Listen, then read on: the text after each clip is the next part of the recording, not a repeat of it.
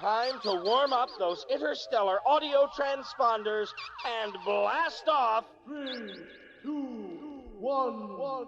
To beyond the farthest star with today's atom-powered episode of Rip Jarvis of the Space Cadets, Adventures in the 94th Century.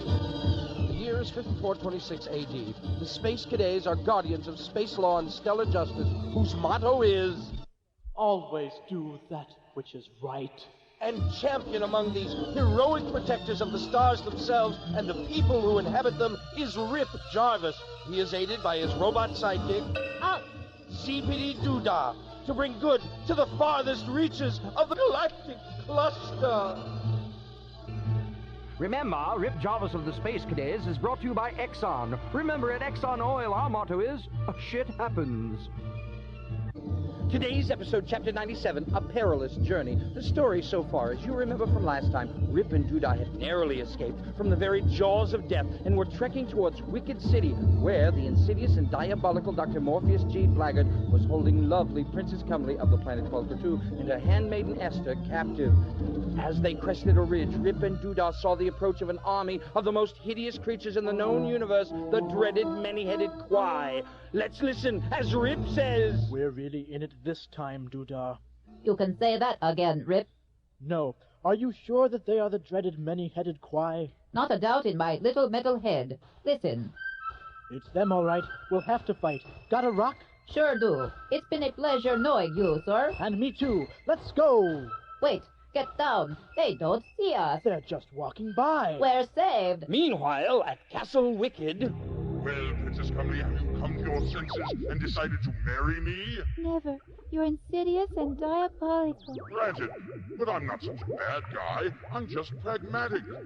You mean you're part machine? No, I'm a realist. Once Rip Jarvis is dead, you will marry me and be queen of outer space. Like Zsa Zsa Gabor? Shut up, Esther, or I'll give you to Gorp, my 8-foot-tall, 2-ton purple assistant. Hey, I've had worse blind dates. Give Esther to Gorp, boss. Gorp loves Esther. Teach her to incorporate. Meanwhile, back with our heroes. I've never seen anything like it, Mr. Rip. A river made of electricity. Pretty strong current, too. How'll we ever get across? We'll be back to Rip Jarvis after this message from your local station. Tomorrow night, as usual, it's time to tune in for the down-home antics of the Neuter family on Down Home. Tune in for the gentle, homespun humor of Paddle Ridge and the folks that live there. Sit around that old dinner table with Gramps, Gabby, Chucker, the Calicac twins, and little Fester. I wonder what Fester gets his head caught in this time. And what will Gabby's latest money-making scheme do to the quiet village at the foot of Shin Splint Mountain? Come on down and join us again on Down Home, where folks is folks.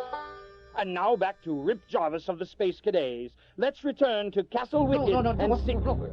Better yet, let's go back to Rip and Doodah at the edge of the River of Electricity.